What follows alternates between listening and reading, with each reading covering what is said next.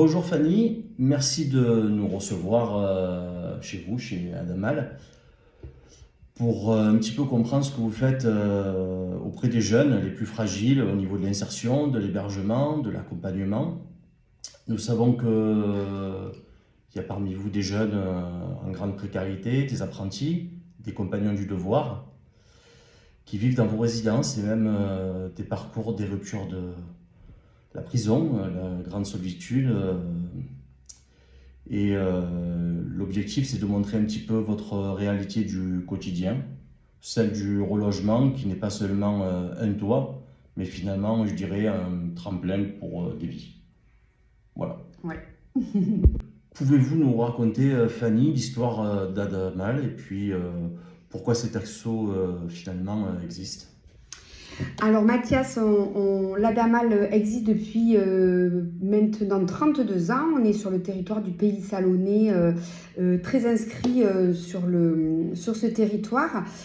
C'est une association où aujourd'hui on est 50 salariés et on intervient dans tout ce qui est domaine d'insertion par le logement. On a aussi une implantation territoriale sur le territoire Istres-Ouest Provence, et ce depuis 2009.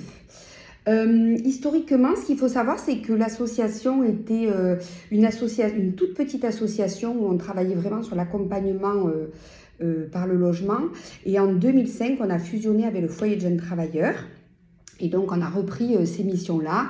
Et depuis, l'association gère notamment sur Salon la résidence Habitat Jeune, qui est le nouveau nom des FJT. Voilà. Très bien. Alors, je voulais un petit peu savoir quelle était votre vision finalement personnelle et pourquoi ce travail vous tient particulièrement à cœur. C'est vrai que je ne l'ai pas dit, mais vous êtes la directrice de la structure, donc je vous écoute en ce sens. Alors, personnellement, je travaille à l'Adamal depuis maintenant 25 ans. J'ai commencé comme travailleur social, je suis conseillère en économie sociale et familiale, et puis de fil en aiguille, j'ai évolué au sein de l'association, ce qui n'est pas juste mon cas, mais aussi le cas d'autres collègues qui sont aujourd'hui, par exemple, chefs de service et qui ont démarré en tant que travailleur social, et on a pu évoluer au sein de l'association et co-construire, imaginer une association qui reste, je dirais, à taille humaine, même si on évolue et on grandit, mais avec quand même ce souhait et cette envie de garder les valeurs qui nous sont chères. Voilà, donc une équipe dynamique, engagée, volontaire sur le territoire. Très bien. On va aborder maintenant tout ce qui est public un petit peu jeune. Adamal donc, gère une résidence Habitat Jeune finalement pour les 18-30 ans, d'après ce que j'ai vu. Qui légez-vous en fait exactement dans cette résidence? Alors, la base et historiquement, les résidences Habitat Jeune sont issues de l'éducation populaire. Donc, en fait, l'idée, vraiment, et ce qu'on essaye vraiment de garder au sein de résidences Habitat Jeune, c'est la mixité des publics. Ça veut dire qu'en fait, on accueille tous les jeunes, quels qu'ils soient. Je dirais que la seule condition aujourd'hui pour pouvoir accéder à un FJT, à une résidence Habitat Jeune, c'est d'avoir des ressources, parce qu'il faut pouvoir payer sa participation financière, un loyer et des charges qui sont même minimes, mais il faut quand même pouvoir assumer son logement. Donc en fait, on accueille au sein des résidences des jeunes alternants, des jeunes qui sont salariés, mais parfois avec des contrats de travail qui sont plus précaires. On a des étudiants, des lycéens, des stagiaires aussi de la formation professionnelle, ou des stagiaires qui viennent parfois sur des durées beaucoup plus courtes, 3 mois, 4 mois. Et la deuxième chose très importante, c'est qu'on apporte de la réactivité. On a des commissions toutes les semaines. Donc, dès qu'on a de la place, on fait rentrer un nouveau jeune, et les logements sont meublés. Donc, ça veut dire que le jeune, il arrive et il peut s'installer de manière très rapide au sein de la résidence. Et la troisième chose, encore plus importante, je dirais, qu'il ne faut pas oublier, c'est qu'on propose aussi un accompagnement social tout au long de la durée d'hébergement.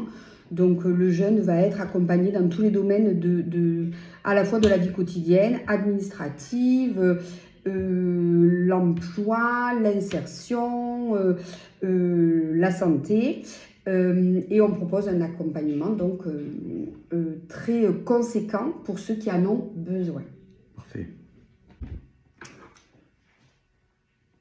Parmi vos résidents, combien de jeunes en très grande on va arriver, on va refaire.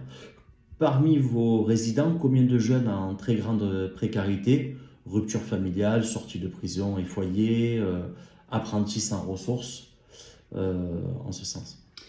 Alors, la particularité de notre résidence Habitat Jeunes, c'est qu'effectivement, on a la possibilité d'accueillir des jeunes qui sont un peu plus dans des parcours difficiles, compliqués, avec parfois, effectivement, comme vous le disiez Mathias, plus de précarité.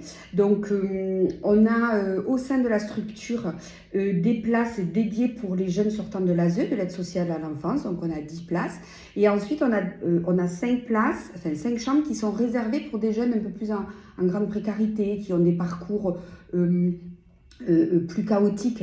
Donc effectivement, sur l'ensemble de nos places, donc on a 116 places, on a donc 10 places réservées pour les jeunes sortant de l'aide sociale à l'enfance, avec un partenariat très fort avec le département des Bouches-du-Rhône sur ces jeunes-là. Et ensuite, on a 5 places dédiées pour des jeunes pour lesquels l'accompagnement va être plus conséquent, voilà, avec beaucoup de choses à faire au quotidien pour ces jeunes-là, pour leur redonner une possibilité et des capacités d'insertion plus grandes. D'accord. Justement, je voulais aborder en ce sens, comment vous les accompagnez, ces jeunes fragiles finalement, et est-ce juste un logement ou y a-t-il un suivi social, je dirais, en général? Oui, alors, au niveau de la résidence Habitat Jeunes, on a la chance d'avoir une équipe une équipe pluridisciplinaire avec à la fois des travailleurs sociaux, une maîtresse de maison et une référente santé, et puis donc une chef de service qui pilote l'équipe.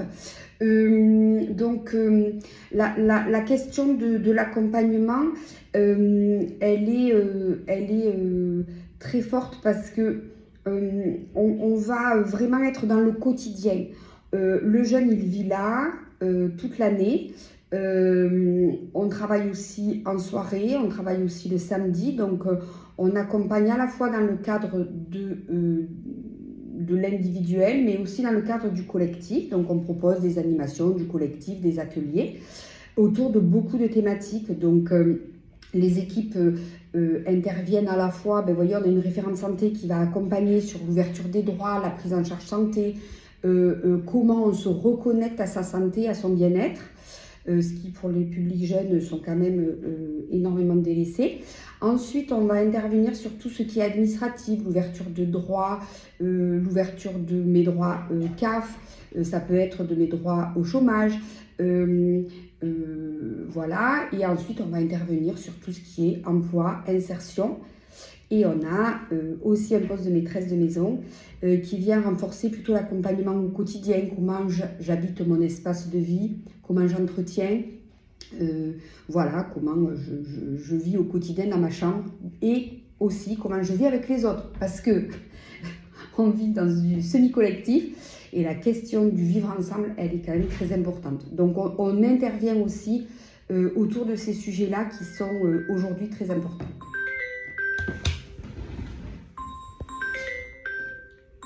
Je le sens, mais je crois que non. Ouais, ça va, je dis pas trop n'importe quoi. Non, c'est bien. C'est tout l'intérêt, voilà, de se rencontrer aujourd'hui, parce qu'on voit tous ces panneaux un petit peu finalement dans la ville et sur le territoire du Pays Salonnais de Ouest-Provence. On est un petit peu une méconnaissance de tout ça, et on voit que c'est vraiment quelque chose de puissant et vraiment de vaste pour cette jeunesse. On va justement parler de l'accompagnement social au-delà du logement. Justement, vous proposez des logements sociaux éducatifs, je suppose, à ASL, ARL, ce genre de choses. Comment tout cela se combine finalement entre tous ces différents intervenants? Alors, Sur la résidence Habitat Jeune, donc sur le FJT, on propose des chambres qui sont aussi très peu chères.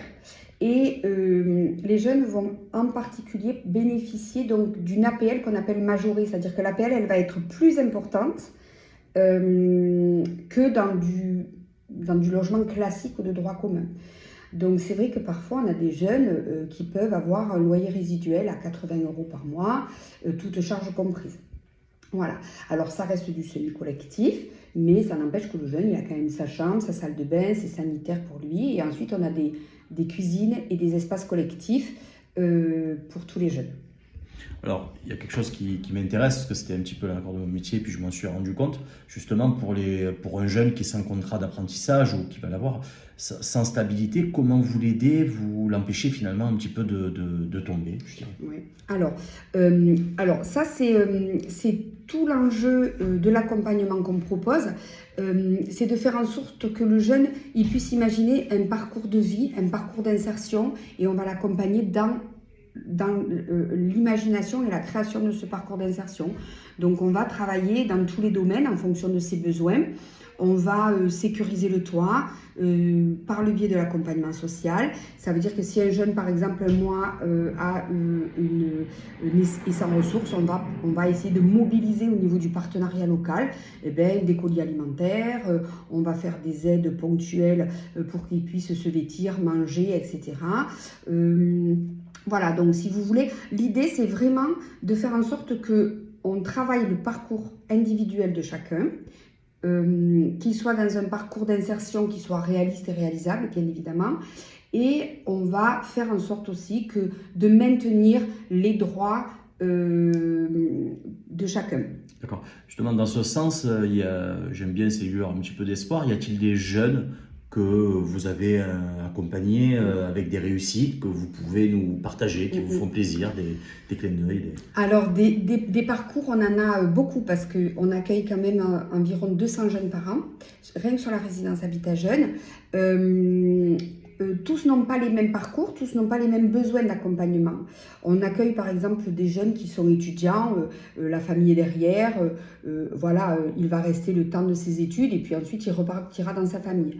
Pour ceux qui ont plus besoin d'accompagnement, on va en effet faire en sorte qu'il y ait, lui permettre d'avoir tous les moyens pour qu'on soit sur un parcours positif et vraiment d'insertion qui va être dans la durée. Ça ne veut pas dire que ça marche tout le temps, mais on voit quand même que sur des jeunes qui ont des problématiques à la fois familiales, de maintien de l'emploi, on va pouvoir, par le biais d'un partenariat aussi très resserré, ça on n'en a pas beaucoup parlé, mais on travaille de manière très fine avec la mission locale. On va y venir. Avec la mission locale. Et c'est vrai que le fait de pouvoir travailler avec les partenaires et de s'entendre sur un accompagnement Bien ensemble, sûr. pour un seul jeune, du coup, on voit que ça aussi, ça porte ses fruits. Alors, on a des jeunes qui ont... l'idée, c'est bien évidemment que le jeune ne reste pas toute sa vie ici, puisqu'on a quand même des durées d'hébergement qu'il faut respecter. Mais l'idée, c'est de faire en sorte aussi que les jeunes puissent sortir et se reloger ailleurs, trouver un studio ou un logement dans le parc social. Donc, on les accompagne jusqu'au relogement, quand cela est possible, trouver des solutions pour l'après, et faire en sorte qu'à partir du moment où ils vont être relogés, on va pouvoir aussi encore sécuriser cet accès au logement. Sans nous dire forcément le prénom, mais est-ce que vous avez quelqu'un en tête d'un parcours comme ça, un peu cabossé, un peu difficile, sur lequel il y a eu de la réussite et pour vous c'est une satisfaction que vous avez envie de nous partager sans trop nous en dire, mais est-ce que vous pouvez nous en dire en tout cas? Alors, je n'accompagne pas tous les jeunes, donc je n'ai pas toutes les histoires. Mais en tout cas, j'ai le souvenir d'un jeune homme qu'on a accueilli ici au FJT pendant des années, sur lequel la famille était soutenante, mais parfois un peu dysfonctionnante. Donc, on a accompagné ce jeune pendant plus de 3 ans. Et aujourd'hui, on a réussi à reloger ce jeune dans le parc social, un petit appartement, dans lequel il est toujours, parce que l'idée c'est aussi de voir des années après où est-ce qu'ils en sont. On a des nouvelles très fréquentes de ce jeune. Et voilà, on l'a aussi accompagné sur... on avait repéré, on a pu le faire avec la référente santé, sur des problématiques de handicap et que du coup on a pu aussi ouvrir des droits à la MDPH avec une AH. Et ensuite, c'est ces ressources-là qui sont aujourd'hui stables, qui permettent d'avoir un logement. Voilà, donc, et puis ensuite avoir une vie sociale complètement simple et classique. Voilà, parce qu'on travaille aussi beaucoup le lien social, le fait de pouvoir rencontrer d'autres jeunes, d'autres personnes. Très bien. Je voulais aborder maintenant tout ce qui était un petit peu les défis, un petit peu les souffrances. Quels sont pour vous les plus gros défis pour Adamal aujourd'hui? Est-ce qu'il manque de moyens, la fragilité des jeunes, le turnover et je dirais évidemment le nerf de la guerre, comme on dit souvent, le financement. C'est ça, oui, le financement. Alors avant le financement, nous ce sur quoi on est alerté depuis 5-6 ans, hein, depuis la crise sanitaire au final, c'est surtout des problématiques de santé mentale.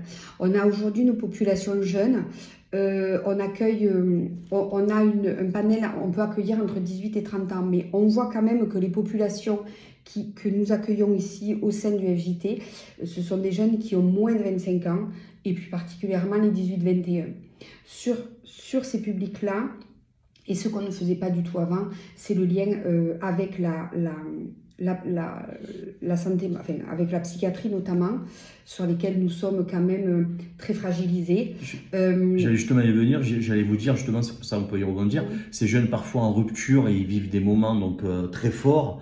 Et j'allais vous dire comment gérez-vous justement l'urgence psychologique et l'isolement, je dirais du coup, pour y venir aussi, parce que je pense qu'il y a aussi l'isolement du côté... C'est plus là-dessus, potentiellement, on est en manque de moyens parce qu'on n'a pas forcément les moyens à l'interne d'avoir une psychologue ou d'avoir des financements spécifiques liés sur la prise en charge de la santé mentale. Donc, on a quelques financements qui nous permettent aujourd'hui, mais vraiment sur les publics spécifiques, par exemple de l'ASE, où là, on va pouvoir avoir des moyens un peu plus financiers sur la partie prise en charge psychologique. Mais aujourd'hui, on est quand même démunis parce qu'on peut mettre en place un suivi en interne. Par contre, derrière, dans le droit commun, sur de la réactivité, prise en charge, CMP, hôpital, clinique, etc., là, c'est très compliqué. Aujourd'hui, ce qu'on peut dire, parce que l'autre jour, on en parlait avec les collègues, c'est qu'en fait, avant le Covid, on avait peut-être, un jeune qui dysfonctionnait, avait vraiment des problématiques de santé mentale par an. Aujourd'hui, on en a 5-6. Et que du coup, sur des situations où il faut gérer des crises, des jeunes qui décompensent, et avec, pour ces jeunes-là, des diagnostics qui ne sont pas forcément posés. Du coup, un accompagnement qui dysfonctionne aussi parce qu'on n'a pas les moyens en interne de pouvoir adapter l'accompagnement pour ces jeunes-là. Donc voilà, donc plutôt être en alerte sur ces publics-là, sur une grande souffrance et avec des jeunes qui potentiellement aussi peuvent être sur des dysfonctionnements psychiatriques et pour lesquels on n'a pas de solution ici sur le territoire. Même si on travaille, on a une convention avec la MDA, avec la Maison des Adolescents qui nous accompagne et qui nous aide, on a des suivis en commun aussi. Mais c'est vrai qu'ensuite, sur une prise en charge, sur du diagnostic, parfois c'est très compliqué. Et je vous avoue qu'on fait quand même beaucoup d'accompagnement sur des cliniques et sur le soin. Justement, sur des situations justement un petit peu extrêmes, on se doute, des jeunes sans ressources, en détresse, sur le point d'abandonner leur projet, leur formation éventuellement, apprentissage, etc. Vous pouvez un petit peu nous en dire deux mots? Alors, on a une équipe socio-éducative et une référente santé, une chef de service qui sont extrêmement engagés et qui essayent au maximum de maintenir le lien avec le jeune, d'être vraiment dans l'accompagnement. On l'a jamais, presque jamais. On essaye toujours d'aller jusqu'au bout de l'accompagnement, mais bien évidemment avec les moyens que nous avons en interne. On essaye aussi vraiment de s'appuyer sur le partenariat, la mission locale, la MDA, le CMP et on a une psycho aussi en interne hein, sur du temps partiel.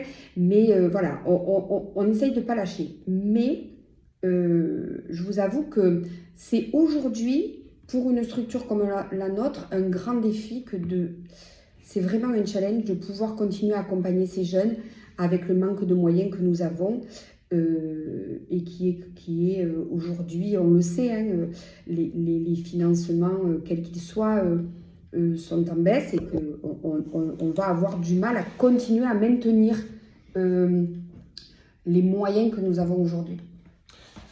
Je voulais qu'on aborde tout ce qui est un petit peu impact et transformation, c'est-à-dire, selon vous, qu'est-ce que l'accès à un logement change, comment en tout cas il change la vie d'un jeune en règle générale en fait.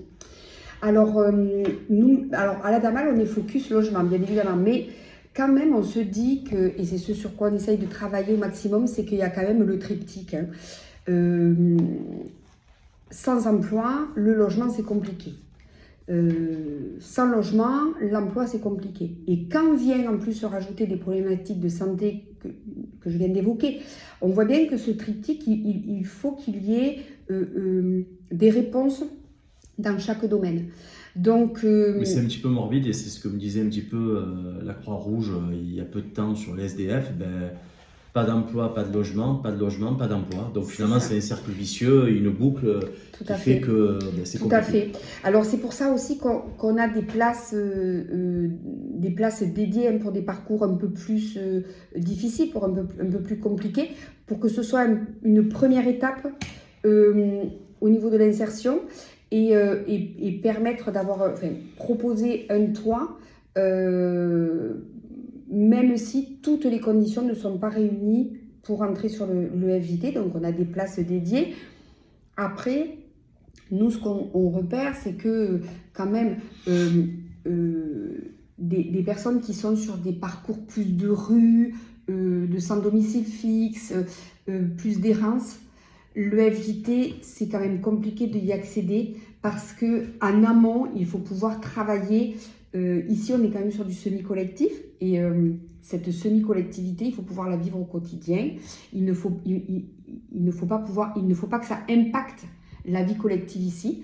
Donc, c'est vrai que sur des parcours beaucoup plus précaires, il vaut mieux aller d'abord sur des parcours d'hébergement, sur des places d'hébergement dédiées pour ensuite pouvoir accéder ici au foyer de jeunes travailleurs. Bien sûr. Pouvez-vous un petit peu nous évoquer justement des lueurs d'espoir, des jeunes apprentis, étudiants qui ont réussi grâce à vous, grâce à l'équipe, un petit peu? Alors je ne sais pas si c'est grâce à l'équipe, mais en tout cas, nous ce qu'on va... Ici, ce qui est extraordinaire au FJT, hein, c'est la mixité sociale, j'en ai parlé dès le départ. Parce qu'en fait, là, je voyais, elles ont fait un collectif il y a 2 jours et je regardais un peu la feuille d'émargement et du coup, je me disais, on a vraiment la chance d'avoir des jeunes qui viennent de mondes différents, qui ont des parcours différents. Hein. On a des jeunes qui sont en master. Et à côté de ça, on a des jeunes qui sont sur des parcours, par exemple, de réfugiés, avec des parcours de vie très difficiles, qui sont aussi dans des envies de s'en sortir, avec pas toujours tous les moyens qu'il faut. Nous, on va être là pour faire en sorte que... Justement. Pour moi, le FJT, c'est qu'on va tirer les jeunes vers le haut. C'est une spirale positive. Ça veut dire que on est en capacité de vivre ensemble et de s'apporter mutuellement, à la fois que ce soit son expérience, sa vision de la vie, parfois des regards et des approches qui sont complètement différentes. Le lien qui se crée ici, il est souvent très fort. Et on a encore des jeunes... Vous jouez un peu un rôle de sentiment un peu de sécurité finalement pour eux au niveau du logement et du soutien social, c'est là-dessus, vous voulez... Et justement, dans leur capacité un petit peu à rebondir, comment ça se passe un petit peu par rapport à ce rôle-là que vous leur apportez et ce gage de sécurité un petit peu? Alors le logement, c'est la sécurité. C'est-à-dire que le fait d'avoir un toit, et on le voit pour des jeunes qui ont eu des parcours un peu plus chaotiques, hein, le fait d'avoir une chambre à eux et d'avoir cette sécurité, elle est très importante et elle est cruciale pour la suite et pour la réussite du parcours. On a des jeunes qui trouvent ici aussi plutôt le sentiment d'un endroit familial. Et c'est vrai que l'équipe socio-éducative, elle joue aussi ce rôle. La sécurité, c'est le toit, mais il y a aussi la sécurité, je dirais, affective, qui est très importante et qui est vitale pour l'être humain. Et là, on parlait tout à l'heure, donc forcément il y a des collaborations, des partenariats, j'allais venir sur Mission Locale. Donc vous y travaillez, vous avez certainement la maison des adolescents, je sais qu'il y a eu à un moment donné les compléments de devoirs, puis il y en a d'autres, et puis évidemment tout avance. Vous pouvez un petit peu nous en parler, comment cela fonctionne au niveau de ces partenariats, notamment Mission Locale, maison des adolescents? Alors, on a des conventions de partenariat avec la MDA et la Mission Locale. On travaille au quotidien avec ces deux institutions qui pour nous sont cruciales. On ne pourrait pas aujourd'hui travailler sans la Mission Locale notamment, à la fois sur les orientations, mais aussi sur l'accompagnement, de travailler en binôme et de travailler de concert sur le parcours des jeunes. Donc voilà, donc on travaille avec les collègues de la Mission Locale. Avec la MDA, on travaille plus particulièrement, bien évidemment, sur la santé des jeunes. Voilà, donc on peut aussi travailler sur le collectif. On travaille sur des ateliers bien-être, sommeil, addiction.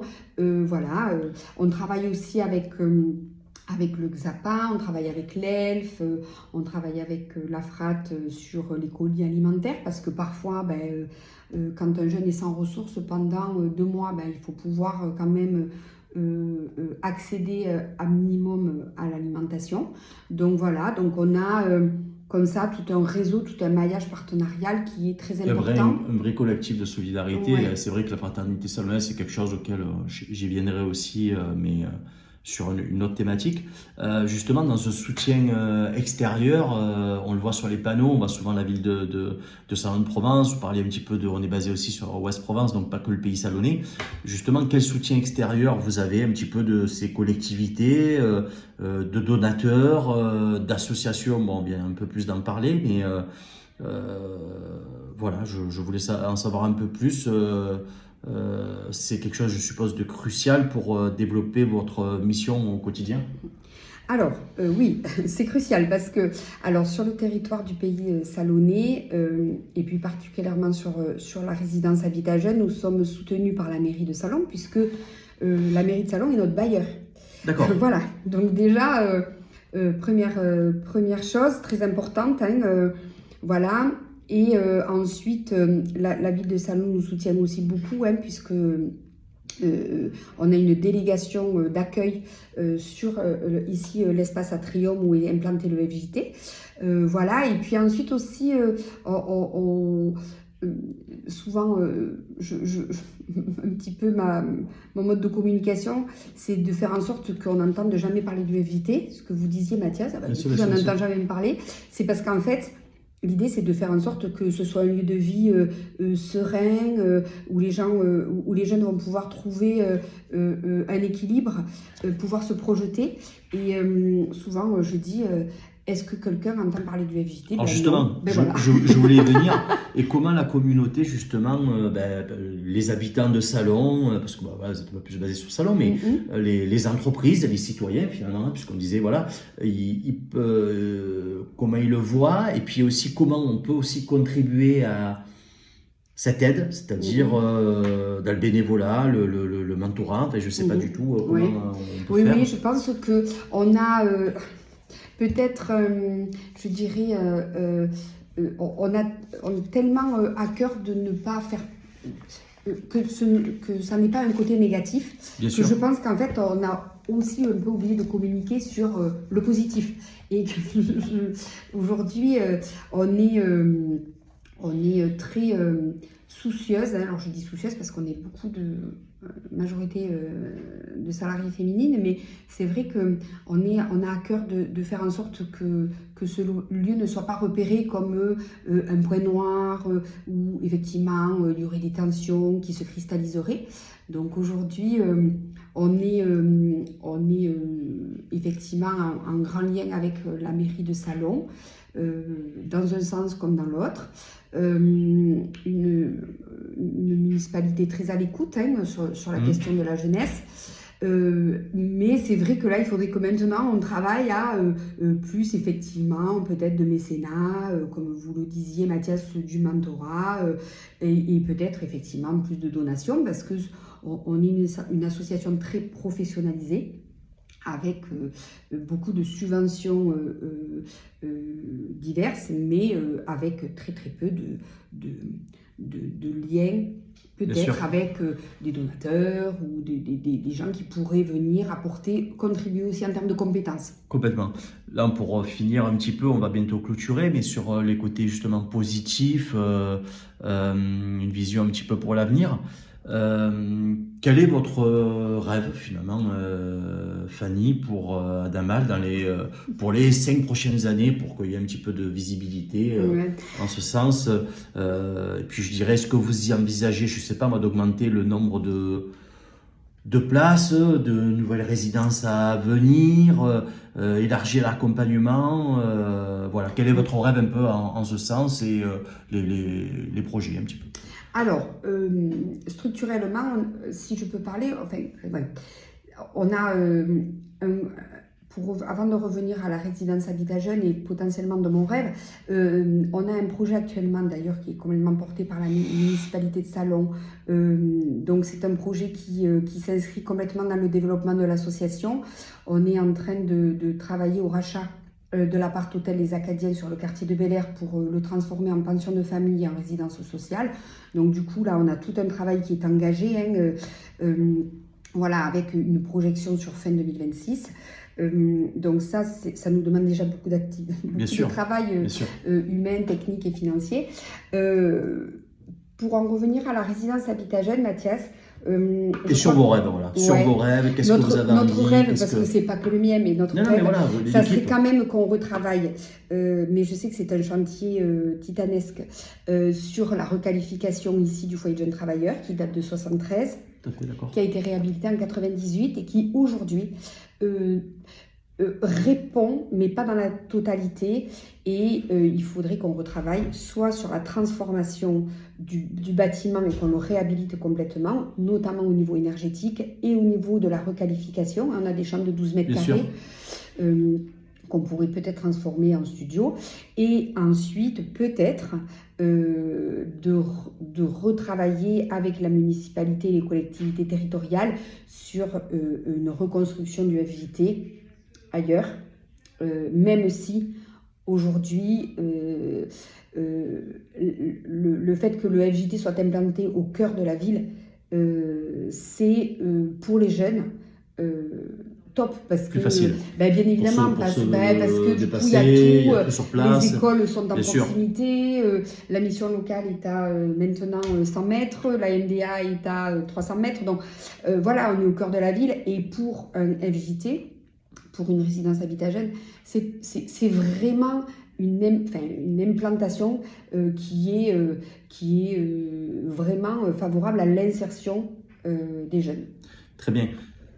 Que diriez-vous aux jeunes qui n'osent pas, parce qu'il y en a qui n'osent pas, qui ne comprennent pas, qui sont en difficulté, qui hésitent à frapper finalement la porte d'Adamal? Qu'est-ce qu'on pourrait leur dire pour leur expliquer, pour leur dire venez frapper voilà, à cette porte? Oui, alors effectivement, mais je pense que quand même depuis quelques années, il y a eu tout un travail qui a été fait autour du changement de nom. Le foyer de jeunes travailleurs, il y avait peut-être une connotation un peu négative et un peu restrictive, parce qu'il y avait le mot travailleur, alors qu'effectivement on n'accueille pas que des jeunes travailleurs. Mais c'est vrai qu'aujourd'hui, on voit qu'on touche quand même tous les pans de la population jeune. On a des jeunes qui sont étudiants, qui sont à l'IMFE, on a des jeunes qui sont étudiantes à l'école, dans différentes écoles, on en a qui sont à Craponne. On a des jeunes qui travaillent à la base aérienne, on a des jeunes qui travaillent à la zone logistique. Bon voilà, et c'est ça l'intérêt pour tous les jeunes, c'est de venir, d'apporter qui il est et de recevoir voilà, l'expérience, et puis d'apprendre comment on vit en communauté, et puis que tous les jeunes sont les bienvenus. Et voilà. Je pense que ça sera bien parce que j'aurai le plaisir de rencontrer un membre un adhérent, enfin une personne qui bénéficie de ces aides-là pour un petit peu expliquer au public son parcours et puis un petit peu ce que vous lui apportez au quotidien, pour apporter un petit peu de clarté sur qui vous êtes au quotidien, pour un peu mieux comprendre en profondeur un petit peu ce quotidien et puis cet accompagnement. Je voulais simplement vous remercier Fanny pour avoir ouvert cette fenêtre, je dirais, sur vos réalités, vous montrer qu'Adamal, c'est pas juste un toit finalement, c'est un peu un tremplin pour ces jeunes. Oui. Pour ces jeunes dont la précarité pourrait les briser, mais que vous les aidez et que vous élevez. Je crois que en rencontrant vos histoires, on peut imaginer d'autres jeunes, mais aussi se mobiliser, comme vous le disiez, au niveau de la communauté. Pour conclure, quels mots, quelles phrases vous aimeriez un petit peu que vous aimeriez qu'on retienne un petit peu de cette interview et un petit peu de message d'espoir en ce sens? Je pense que... Un mot, une phrase. Ouais. L'Adamal, oui, comme vous le disiez, Mathias, c'est plus qu'un toit. C'est aussi donner les moyens, les clés aux jeunes de trouver leur voie et de devenir les citoyens de demain. Merci à tous et puis je vous dis à bientôt pour quelqu'un qu'on verra un portrait sur Adamal. Merci, au revoir.